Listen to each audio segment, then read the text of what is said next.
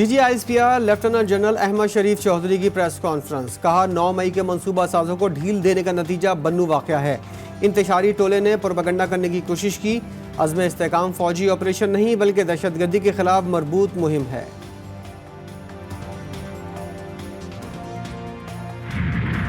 اسلام آباد پولیس کا P T I central secretariat پر چھاپا، تحریک انصاف کے ترجمان رؤف حسن گرفتار۔ ترجمان وزارت داخلہ کا کہنا ہے ڈیجیٹل مواد کی روشنی میں P T I digital media wing پر چھاپا مارا۔ تحریک انصاف کے رہنماؤں کی جانب سے رؤف حسن کی گرفتاری کی مذمت۔ جب وومن مارچ ہوا تو اس میں کچھ مخصوص نیگیٹو جو عناصر ہیں وہ اس میں شامل ہوئے۔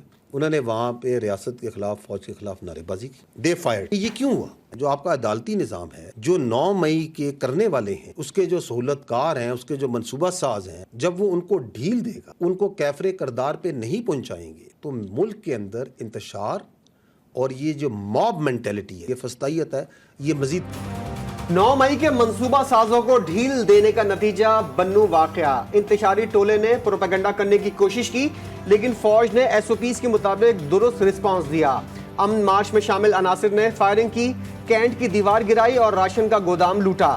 D G I S P R نے تفصیل بتا دی۔ امن و امان کا قیام صوبائی حکومت کی ذمہ داری ہے۔ سمجھ نہیں آیا ایک سیاسی جماعت نے اپنی حکومت کے خلاف کس چیز کا احتجاج کرایا۔ لیفٹیننٹ جنرل احمد شریف چودھری کی پریس کانفرنس۔ یہ جو لا اینڈ آرڈر ہے، یہ تو صوبائی حکومت کی انتظامیہ کی ذمہ داری ہے، یہ فوج کی ذمہ داری تو نہیں ہے۔ ایک کراؤڈ کے اندر آ کے شرپسند عناصر گھستے ہیں اور فائر کرتے ہیں اور لوگوں کو مارتے ہیں، تو یہ ذمہ داری تو وہاں کی انتظامیہ کی، پولیس کی، صوبائی حکومت کی ہے۔ تو یہ نہیں سمجھ آتا کہ اپنی ایک سیاسی جماعت اپنی صوبائی حکومت کے خلاف کس چیز کا پروٹیسٹ کروائی جا رہی ہے۔ عزم استحکام ایک ہماگیر، ایک مربوط counter terrorism campaign, and it is not a military operation پر سے، جس طرح اس کو پریزنٹ کیا گیا۔ It's a campaign. اس کیمپین کو ہم آپریشن عزم استحکام سے لانچ کریں گے۔ اس کا جو ایک مقصد، بڑا اہم مقصد ہے، وہ ہے ٹیرر کا اور کرائم کا، دہشت گردوں کا اور کرمنل مافیا کا جو آپس میں نیکسس ہے، اس کو بریک کریں۔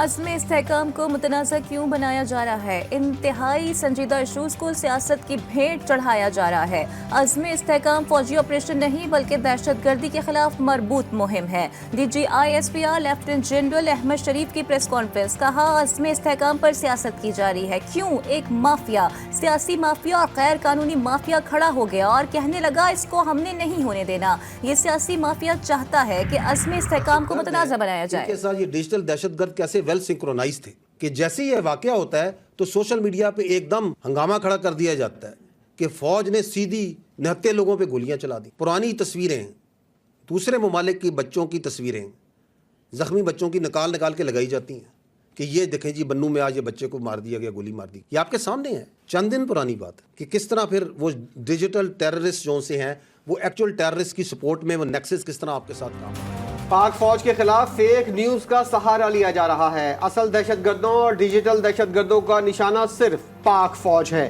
D G I S P R lieutenant general Ahmed Sharif Chaudhry بولے آزادی اظہار رائے کے نام پر ان لوگوں کو ہیرو بنایا جا رہا ہے۔ اس معاملے پر مزید قانون سازی کے بجائے ایسے عناصر کو مزید ڈھیل دی جاتی ہے۔ ہم قانون سازی اور مانیٹرنگ کے ذریعے ڈیجیٹل دہشت گردی کے خلاف کھڑے ہو سکتے ہیں۔ پاکستان میں ڈیجیٹل دہشت گردی کا کچھ حصہ عراق، شام اور لیبیا میں نظر آتا ہے۔ اسلام آباد پولیس کا P T I central secretariat پر چھاپا، تحریک انصاف کے ترجمان رؤف حسن گرفتار۔ ترجمان وزارت داخلہ کا کہنا ہے کہ P T I coordinator Ahmad Waqas Janjua کو گرفتار کیا گیا۔ پولیس اور ایف آئی اے نے ڈیجیٹل مواد کی روشنی میں P T I digital media wing پر چھاپا مارا۔ تحریک انصاف ریاست مخالف پروپیگنڈے میں ملوث ہے، معاملے پر جے آئی ٹی تشکیل دی جا رہی ہے۔ اے ٹی سی نے احمد وقاص جنگجو کا 7 روزہ جسمانی ریمانڈ منظور کر لیا۔ 29 جولائی کو دوبارہ پیش کرنے کا حکم۔